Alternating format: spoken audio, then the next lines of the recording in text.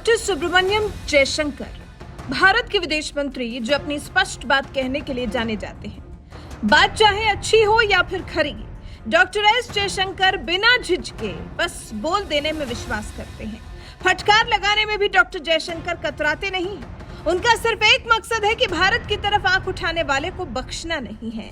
वो अपनी जुबान से ही इतने तीखे वार कर देते हैं कि भारत के विरोधी चुप हो जाते हैं। पाकिस्तान और चीन जैसे दुश्मन देशों को वो कैसे धोते हैं, ये तो आप कई बार देख ही चुके हैं। इस बार कोलकाता में फिर एक बार मौका पड़ा जब विदेश मंत्री एस जयशंकर ने चीन को आईना दिखाया। जी, कोलकाता में नया भारत और विश्व विषय पर जयशंकर बात कर रहे थे। तभी उनसे किसी ने भारत चीन के मौजूदा संबंधों को लेकर सवाल कर दिया, जिसका जवाब विदेश मंत्री एस जयशंकर ने कुछ ऐसा दिया कि सन्नाटा छा गया।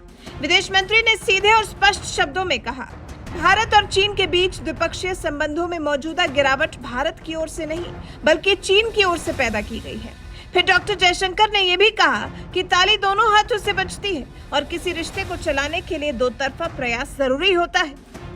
वहीं आगे जब विदेश मंत्री से पूछा गया कि क्या दो एशियाई दिग्गजों के बीच कामकाजी संबंध हो सकते हैं, इसके जवाब में बातों ही बातों में देखिए किस तरह से विदेश मंत्री डॉक्टर एस जयशंकर चीन को लताड़ रहे हैं।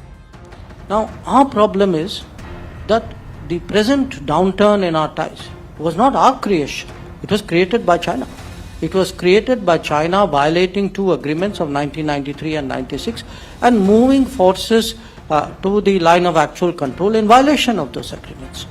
Now, if we are to have a decent relationship, I think, they need to observe those agreements. They need to stop trying to unilaterally change the status quo.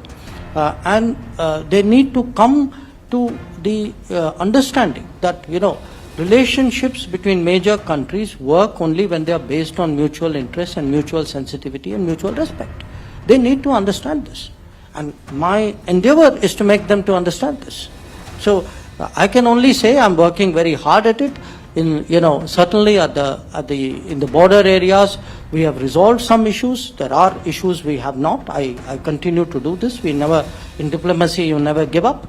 But as I said, it finally takes two hands to clap. And China too must have that belief in a workable relationship if that is to happen. तो देखा आपने किस तरह से सीधे और स्पष्ट शब्दों में विदेश मंत्री एस जयशंकर ने कोलकाता की धरती से चीन को जवाब दे दिया है। बता दिया है कि ताली दोनों हाथों से बजती है।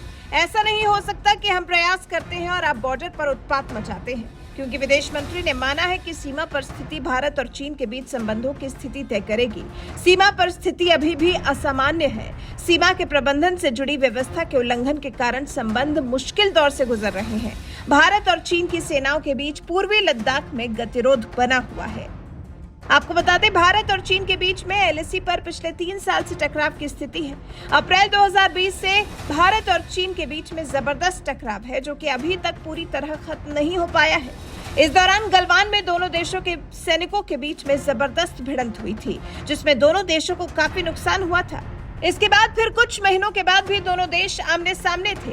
चीन पीछे हटने को तैयार नहीं है। अब तो चीन एलएसी पर काफी कुछ बना भी चुका है, पक्के मकान खड़े कर चुका है ताकि जरूरत के समय में सैनिकों को बॉर्डर पर पहुंचने में समय न लगे। ये है चीन की चालबाजियां, जिससे चालाकी से ही निपटना होगा। वैसे विदेश मंत्री एस जयशंकर ने जिस तरह से खुलकर चीन के मुद्दे पर बात की है, जिस तरह से उन्होंने बताया है कि संबंध ठीक करने की जिम्मेदारी सिर्फ भारत की नहीं है, ताली दोनों हाथों से बजती है। इस बारे में आपका क्या कुछ कहना है? अपनी राय हमें कमेंट कर जरूर बताएं।